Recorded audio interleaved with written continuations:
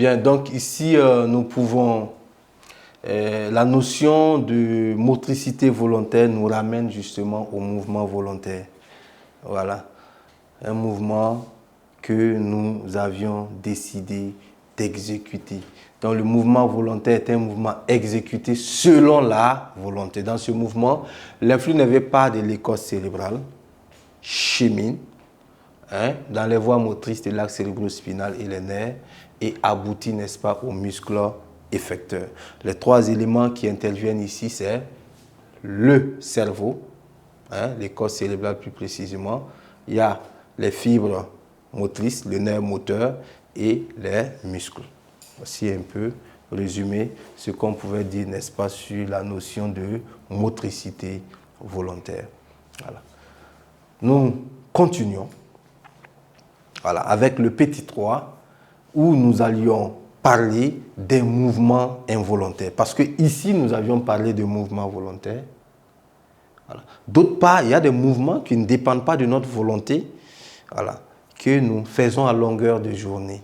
Voilà. Donc, dans ce paragraphe-là, nous allons parler des mouvements involontaires et comment ces mouvements naissent. Quel est le trajet suivi par l'influx nerveux quand il s'agit d'un mouvement volontaire? Quels sont les organes qui sont mobilisés pour la réalisation de ce mouvement? Voilà. Donc, petit 3.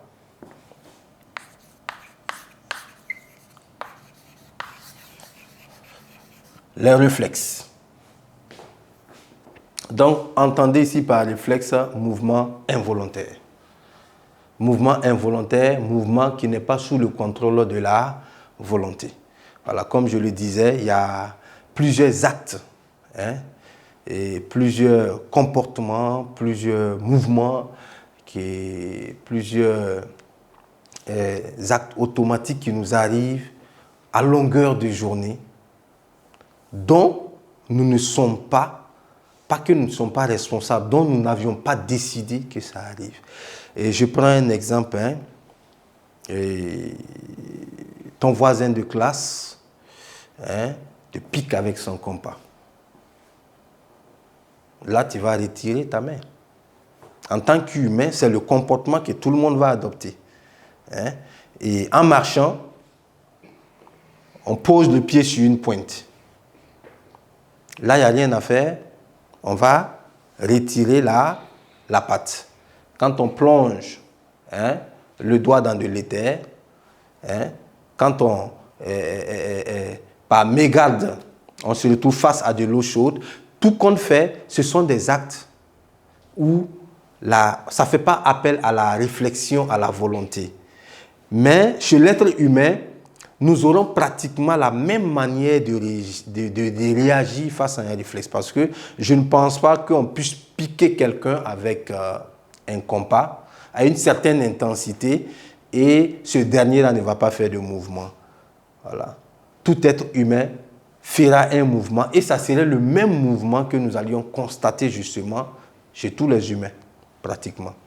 Voilà. Donc, dans ce paragraphe, nous allions rappeler les différents éléments qui interviennent dans la réalisation même des mouvements réflexes. Voilà. Il faut rappeler ici que au niveau de la motricité volontaire, nous avions parlé du cerveau. Donc le cerveau, ici, c'est le centre nerveux qui est responsable des mouvements volontaires. Voilà. Mais au niveau des réflexes, le centre nerveux qui est responsable des mouvements réflexes ici, c'est la moelle épinière qui est logée le long de la colonne vertébrale. Voilà, c'est la moelle épinière. Mais en plus de la moelle épinière, certains éléments rentrent en ligne de compte dans la réalisation de ces mouvements. Donc, on va passer par un schéma, un petit schéma, pour naturellement expliciter un peu le trajet suivi par l'influx nerveux dans le cas d'un mouvement réflexe. Bien, ce schéma en face de vous est le schéma d'un arc réflexe unilatéral. Voilà, comprenez par arc réflexe le chemin suivi par l'influx nerveux dans le cas d'un mouvement réflexe. Voilà. Donc, vous allez suivre avec moi le chemin parcouru lorsqu'il s'agit d'un mouvement réflexe. Et là, vous-même, vous allez tirer la conclusion en faisant la comparaison avec la motricité volontaire et la sensibilité consciente. Voilà. Là, l'influx nerveux naît au niveau de la peau. C'est ça? Et à partir de là, l'influx nerveux va, à travers le nerf, un nerf sensitif justement, passer par la racine postérieure de la moelle épinière. Voilà. Jusqu'à rejoindre la substance grise de la moelle épinière que voici. C'est la substance grise de la moelle épinière qui est l'endroit par excellence pour le traitement des mouvements réflexes. Donc, la substance grise de la moelle épinière va traiter l'information qui vient d'arriver. Et après traitement, il y aura naissance d'un neurone d'association.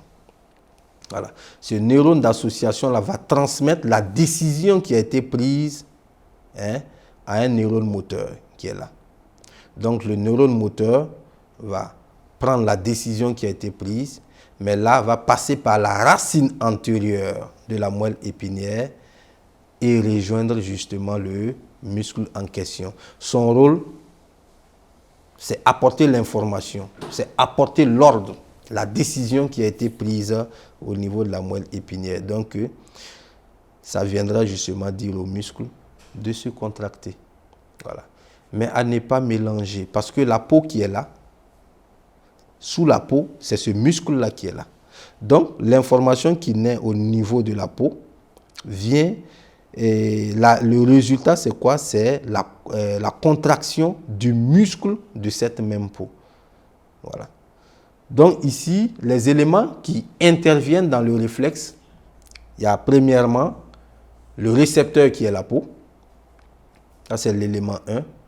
L'élément 2, c'est le nerf sensitif qui conduit l'influx nerveux sensitif. Deuxième élément. Troisième élément, c'est le centre nerveux qui est là, la moelle épinière. Plus précisément, la substance grise de la moelle épinière. Troisième élément. Et quatrième élément, nous avons le neurone moteur qui conduit l'influx nerveux moteur. Et cinquième élément, nous avons le muscle qui réagit. Donc, voici un peu résumé les 4 éléments pour qu'il y ait réflexe. Parce que si un élément plutôt, et on enlève un élément, ou on sectionne un élément, voilà, ou on fait l'ablation justement d'un élément, et le réflexe ne va plus se réaliser. Voilà. Donc, ici, nous pouvons faire des petites expériences. On va d'abord détruire l'encéphale parce que pour la réalisation des réflexes, on utilise des grenouilles. Voilà, on utilise des grenouilles. Et en biologie, d'ailleurs, ce sont les grenouilles par excellence qu'on utilise. À défaut des grenouilles, nous avons les pigeons, les lapins, etc. Donc, on utilise une grenouille, voilà, dont on va détruire l'encéphale. Les grenouilles dont on a détruit l'encéphale sont appelées des grenouilles spinales. Voilà. Grenouilles spinales, c'est des grenouilles dont l'encéphale a été détruite. Le seul centre nerveux qui existe est la moelle épinière.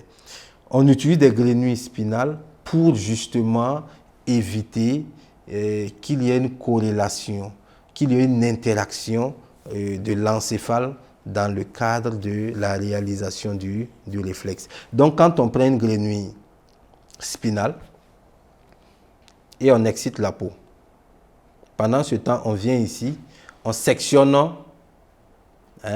le nerf sensitif. Pour vous, est-ce qu'il y aura une réaction? On dira que non, il n'y aura pas de réaction parce que l'information ne va pas passer, l'information ne va pas atteindre justement le centre nerveux, donc le muscle qui est là ne va pas réagir. Voilà. Si on vient, une deuxième expérience, Là, on détruit la moelle épinière. On porte une excitation. C'est vrai, un influx nerveux va naître. Voilà. Va suivre le nerf sensitif en passant par la racine postérieure. Mais arrivé ici, voilà, comme la moelle épinière n'est pas en état d'analyser l'information, naturellement, le muscle qui est là ne va pas réagir. C'est pareil si on sectionne la racine antérieure. L'information serait analysée, mais l'ordre qui a été donné pour que le muscle se contracte, l'information ne va pas atteindre le muscle, donc il n'y aura pas de réaction. Donc vous voyez un peu, chaque élément, justement, dont j'ai cité par là, joue un rôle très important dans la réalisation des réflexes. Voilà. Mais maintenant, ici, nous sommes en face d'un arc réflexe unilatéral. Unilatéral, ça veut dire quoi? C'est une seule patte qui réagit. Voilà, il faut faire attention.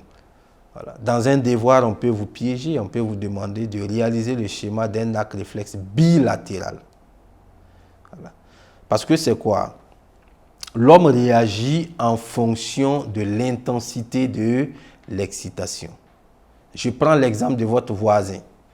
S'il vous pique avec une certaine force, je pense que vous n'allez pas retirer la main seulement. C'est les deux mains même que vous allez retirer. Donc, en ce moment, qu'est-ce qui va se passer? L'information qui arrive au centre nerveux, au niveau de la moelle épinière, serait analysée. Au lieu qu'il y ait naissance d'un seul neurone d'association, il y aura naissance d'un deuxième neurone d'association. Et ce deuxième neurone d'association-là viendra réveiller le nerf, la racine antérieure qui se trouve à ce niveau. Donc, au lieu qu'une seule patte réagisse, ce sont les deux pattes qui vont réagir.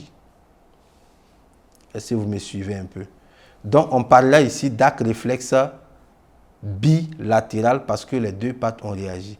Si l'excitation est encore plus forte, dites-vous que en dehors des deux pattes, les deux mains aussi vont réagir. Si l'excitation est encore plus forte, on parle là en ce moment de réflexe généralisé. Par exemple, lorsque on verse sur un individu de l'eau chaude, il va sursauter. En ce moment, c'est tout le corps qui est en mouvement.